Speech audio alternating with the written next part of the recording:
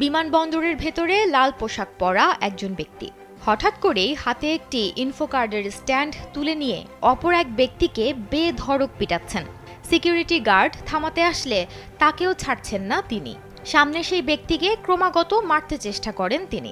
এমন একটি ভিডিও সামাজিক যোগাযোগ মাধ্যমে ভাইরালের পর থেকে তুমুল সমালোচনা চলছে। আলোচিত এই ঘটনাটি ঘটেছে ভারতের শ্রীনগর থেকে দিল্লিতে যাওয়া একটি ফ্লাইটের বোর্ডিং গেটে।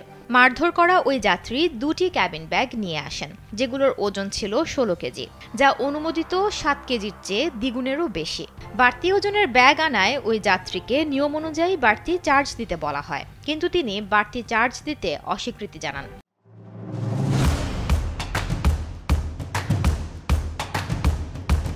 তিনি একজন সেনা কর্মকর্তা। তাকে নিয়মের ব্যাপারে বলা হলেও তিনি অ্যাভিয়েশনের নিরাপত্তা প্রোটোকল ভাঙেন।